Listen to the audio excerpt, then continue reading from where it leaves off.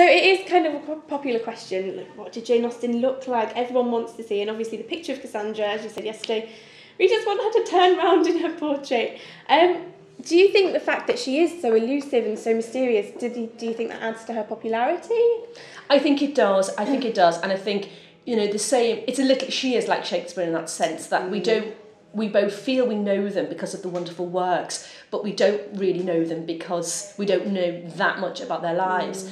And I think you're absolutely, the only authentic portrait is the back, the rear view. And as I was saying yesterday, you just desperately want her to turn round, and but in a way, I don't want her to turn round because I like not to know. Yeah. So I think, and it does add to her allure. I think people, it adds to her mystique, and I think that's no bad thing. It's just that we live in an age, well, her own age was a bit obsessed with image, but obsessed with image. So we somehow want to put a face to the name and to the writer.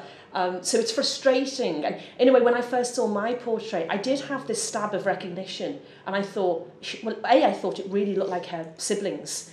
And it was tremendously exciting to me to think I could now be looking at the face of Jane Austen. And I think that was such a wonderful moment. And I liked the portrait because she just looked so intelligent, and she's how I would want it to look. But I think what we need to be careful of, we all read what we want to read into the images. So certain people love the Rice portrait because they love the young child of the juvenilia. Some people love the Andrews because they like the idea that she's a spinster writing about romance. Some people love mine because it's how they want it to look. Yeah. So all of the images are subject to some sort of anxiety, but I quite like that, really. I like that, as you said, actually the elusiveness of it. Definitely, and we've all got our own kind of image of what she would have looked like to ourselves in our own heads. I mean, we know she was tall and thin. It's not in disputation. It's quite interesting that people say, really? Well, they're quite intrigued by that, but we know for a fact she was tall and thin. So we know more than we think we know, know. So we, I suppose that goes with the next question. We've all got our own image of how Jane Austen's character would have been portrayed in kind of public events and private events, and how she would have acted amongst her friends and her peers.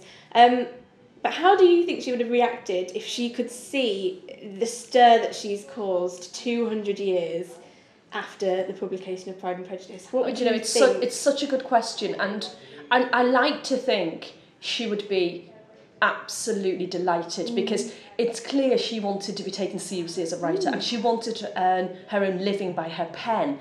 And so to think that, and I also think she liked people to appreciate her novels because we know she kept people's opinions and she copied them out. So she cared what people thought of her novels. She heard that one woman in Ireland loved her works, and she was so delighted, and I've got an Irish fan, and she wants to know all about me. And she wasn't saying, oh gosh, this awful woman in Ireland wants to hear about, I'm this shy retiring person, hide me behind the closet. Jeez. She was saying, yeah, I've got an Irish fan, So I like to think that she would embrace it and be absolutely delighted that her powers of artistry would be recognised. Yeah.